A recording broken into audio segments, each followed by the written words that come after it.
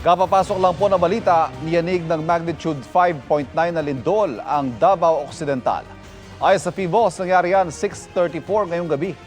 Naitala ang sentro ng pagyanig sa dagat, 59 kilometers southeast ng Sarangani Island sa Davao Occidental. Ramdam ito sa General Santos City sa lakas sa intensity 3. May mga naiulat ding pagyanig sa Cotabato, Sarangani, Sultan Kudarat, South Cotabato at Davao City. Ayon sa PHIVOS, posible ang aftershocks. Naguunahan ngayon ang Amerika at Iran para hanapin ang isang US pilot na nawawala matapos pabagsakin ng Iran ang sinasakyan nitong US fighter jet. Yan at iba pang pinakahuling kaganapan sa nagpapatuloy na gera sa Middle East sa pagtutok ni JP Soriano. Dumagundong ang pagsabog sa West Tehran sa Iran nitong Huwebes Santo. Wasak sa pag-atake ng Amerika at Israel ang B-1 Bridge, ang tulay na itinatayo pa lang para pagduktungin ang Tehran, at ang ika-4 na pinakamalaking lungsod sa Iran na Karaj. 13 na ang naitalang patay. Di bababa sa 90 ang sugatan. Sa ulat ng state media ng Iran, may mga sibilyang nadamay. Ayon sa isang opisyal ng Iran, hindi pa nabubuksan ang tulay na para sa mga sibilyan at walang kaugnayan umano sa military operation. Pero ipinagmalaki ni US President Donald Trump sa social media ang pagpapasabog sa tulay. Nagbanta rin siyang sunod na titirahin ng iba pang tulay at power plant sa Iran.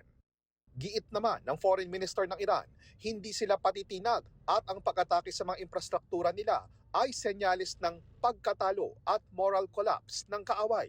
Kasunod niyan, isang fighter jet ng Amerika ang tinamaan ng Iranian missile at pinaniniwala ang bumagsak sa teritoryo ng Iran. Nasa gitna ng US military ang isa sa 2 sakay ng crew member nito. Pareho namang hinahanap ng Amerika at Iran ang isa pa. Natamaan pa ng Iranian strikes ang 2 US Black Hawk helicopters na nagsasagawa ng search and rescue operation. Inanunsyo naman sa Iran ang pag-alok ng pabuya ng gobyerno sa sino mang makakahuli ng buhay sa anilay kalabang piloto. Sa parehong araw, inanunsyo din ng Iran na napabagsak din nila sa Strait of Hormuz ang isa pang fighter jet ng Amerika. Ayon sa American media, nasagip ang piloto na tanging sakay nito. Sa huling tala ng International Federation of Red Cross at Red Crescent Societies, mahigit 1,000 at 900 na ang nasawi at nasa 20,000 na ang sugatan sa gyera sa Middle East na nagsimula noong February 28. Sa gitna nito, iniulat ng mga local media ng Amerika at Iran na hindi sumang-ayon ang Iran sa 48-hour ceasefire na alok ng Amerika. Ayon sa American media, opisyal na umanong sinabi ng Iran sa mga namamagitang bansa na hindi na sila makikipag-usap sa mga opisyal ng Amerika sa mga susunod na araw dahil hindi umano katanggap-tanggap ang hinihingi ng Amerika sa kanila. JP Soriano, Nakatutok, 24 Oras.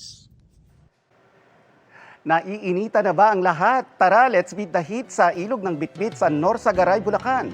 Pasyal tayo sa aking pagtutok. Gaya ng mga nagdaang Semana Santa, muling dinarayo ngayon ang Bitbit River sa Norsagaray, Bulacan. 2 oras lang ito mula sa Quezon City. Tanggal daw ang pagod sa malamig na tubig nito, pati sa magandang view ng bundok at mga puno. At pasok sa budget. Kaya dito ang punta ng mga nais makatipid sa kanilang pasyal sa mahal na araw ngayong mahal ang petrolyo. Yung family kasi namin siya nagpaplano pang Batangas, sabi namin medyo medyo malayo. Yung gas medyo talagang sobrang aray. Siguro dito na tayo siya medyo malapit. Ang pamilyang ito na may 18 miyembro, 8,000 pesos ang gastos mula sa pag-arkila ng jeep, pagkain, entrance at parking. Bakit dito nyo napili? Medyo budget meal. Kasi pag swimming pool medyo medyo mahal. Mahina rin ang cellphone signal, kaya nakakapag-disconnect sila at nakakakonect sa kalikasan. Ito na po yun. Opo. Kasi, diba bukas, back to work na naman po. Bago tuluyang mag-enjoy sa paliligo dito sa ilog, may ilang babala ang lokal na pamahalaan. Mag-ingat daw sa biglaang pagtaas ng tubig, lalo na kung bagong ulan lang at dahil mabato ang ilog. Bawal daw magharutan dito. Bawal, di ba? Okay. Bawal dito ang pag-dive mula sa malaking bato at pagpunta sa malalalim na bahagi ng ilog. para mapanatili naman ang peace and order. Bawal din ang inuman at pagbidyoke. Maraming tanod sa entrance para mag-assist. May roving police at mga tanod sa lugar, pati lifeguards, first aid personnel at ambulansya kung kailanganin. Ay talaga pong buhos po ang mga tao po rito. No, kaya po talaga po doble po ang aming pong seguridad. Pakiusap din ng lokal na pamahalaan, clean as you go. Bitbitin ang mga basura palabas para mapanatili ang linis at malaparaisong ganda ng Bitbit River. O, saan tayo sa susunod na pasyal o food trip? I-share nyo na sa 24 Oras Weekend page ang inyong travel and food adventures.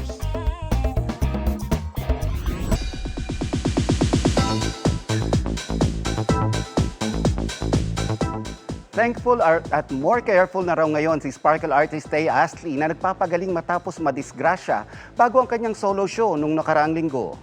Sa social media post, ibinahagi ng The Clash Season 2 first runner-up na nadulas siya sa kanyang banyo noong madaling araw ng March 27. Anya, tumama ang kanyang ulo sa lababo at nawala ng malay. Dahil dito nagkaroon ng malaking sugat na kinailangang tahiin ng doktor. Bagamat pinayuhang manatili sa ospital para maobserbahan, pinili raw ni Thea na umuwi at nagdesisyong ituloy ang kanyang solo show kinagabihan. Nagpasalamat siya sa pag-alalay sa kanya ng Sparkle at ng buong production team. Dagdag pa niya, hindi planado ang pagsusuot niya ng wig na may bangs. Improvise daw ito dahil inahit ang bahagi ng kanyang buhok nang gamutin ang kanyang sugat sa ospital. Sa unang pagkakataon matapos ang ilang dekada, muling binuhat ng isang Santo Papa ang malaking krus para sa Via Crucis o Way of the Cross sa Roma. Inikot ni Pope Leo XIV ang 14 na istasyon sa pamosong Colosseum para sa prosesyon. At matapos ang prosesyon, ipinagdasal niya ang mga naulila ng iba't ibang gera at mga anak na pinadeport na migrante. Ito ang kanyang unang Semana Santa bilang Santo Papa. Bago ang Via Crucis, pinangunahan niya ang Passion of the Lord service sa St. Peter's Basilica. Winner by knockout ang panganay na anak ni pabasa kamao Manny Pacquiao na si Jimwell sa kanyang pro boxing lightweight match kontra sa Amerikanong si Derek Gates. Napanahon ni Jimwell si Gates sa second round. Binilangan ng referee ang kalaban na dating MMA fighter.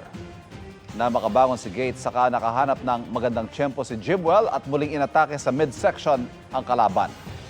Dito na nahirapan makabangon si Gates. All out ang suporta ni Pacman na naroon mismo sa laban.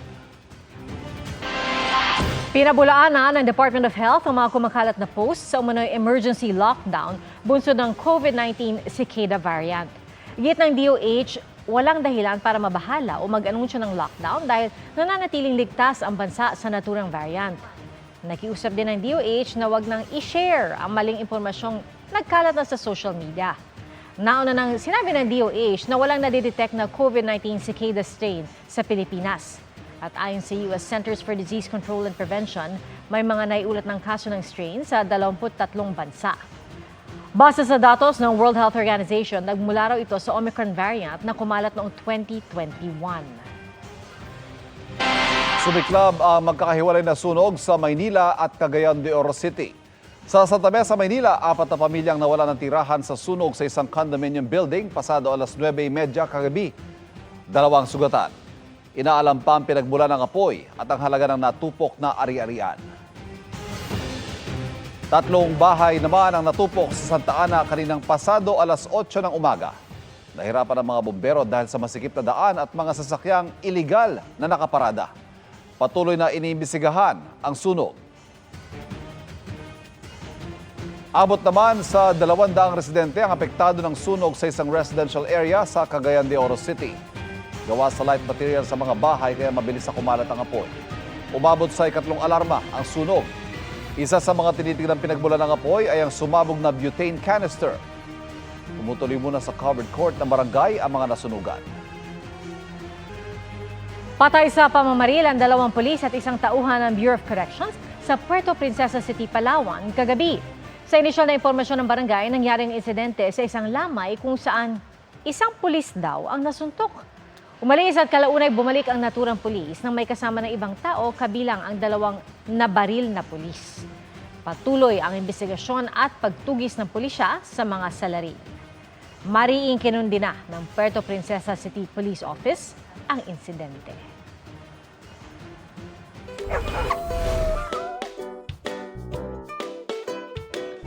Pati mga alagang hayop, delikado rin sa matinding init. Kaya dumidiskarte rin ang fur parents para guminhawa ang pakiramdam ng kanilang fur babies. Alamin yan sa Usapang Pets ni Katrina Son. The heat is on ngayong dry season. Kaya ang ilang fur baby certified tag-init ready. Sa outdoor adventure man o kahit indoors, dapat presko ang mga alaga. Ang fur mom na si Christine, tinitiyak daw na stress-free ang kanyang mga aso. Sa bahay namin, lagi po kami nakabukas yung aircon. Hindi naman 24 hours, pwede rin electric fan. Tapos minsan, pag pinapakain namin, wet food po, galing sa ref. Pero nilalagyan ko lang ng konting tubig lang. Tapos lalo na pag nauuhaw sila, nilalagyan po namin ng water with cold ice. Ang alaga naman ni Leticia naka-stroller kapag inilalabas, complete with wet wipes at portable fan. Kaya pag mainit ang panahon, lumalabas yung dila. Kaya nagdala po ako ng tubig para bawas sa kanila yung init ng panahon ngayon. Pinagugupitan din niya ang mga alaga. Ayos naman daw iyan ayon sa isang veterinarian. Basta, pagupitan po ng mas maayos yung buhok ng pets natin. Huwag lang yung kalbo, kasi pag kalbo, mas magkakaroon ng direct sunlight, itrim lang natin. kung ilalabas ang pets, iwasan ang mga oras na tirik ang araw o 10 a.m. to 4 p.m. Painumin sila ng malamig na tubig at huwag baliwalahin ang pagkahingal ng alaga. Pagka hindi nila na-close yung mouth nila, ibig sabihin merong respiratory distress na nangyayari sa ating mga alaga.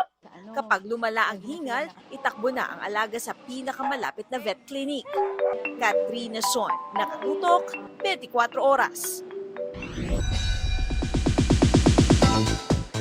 Kilig ang hatid ng sweet moments sina Katrina Halili at Chris Lawrence sa gitna ng kanilang quality time sa Palawan kasama ang kanilang anak na si Katie.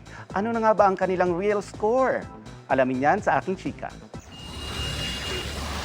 Kilig overload ang teaser ng upcoming vlog ng aktres na si Katrina Halili.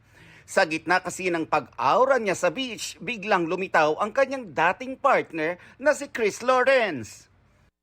Isinulat pa ni Kat sa buhangin ang Mr. B na kanyang nickname kay Chris. Ang caption niya sa post, "This is where everything resets."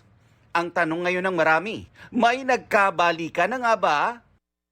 Maging si Chris, tila may ipinahihiwatig. Sa isang post, magkatabi sila ni Katrina at ang kanyang caption, "Ang ganda naman ng view."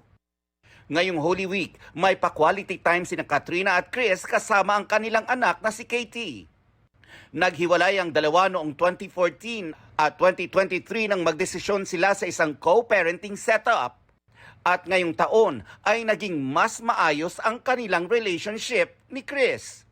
Sa kabila ng sweet moments nila sa kanilang bakasyon, wala pang pahayag sina Katrina at Chris kung ano na nga ang real score sa kanilang dalawa. Pero sa isang recent interview early this March, ikinwento ni Katrina na hindi niya priority ang love sa ngayon. Natutunan ko ngayon, hindi ko kailangan hanapin yung love sa, alam mo yun, sa partner, ganyan.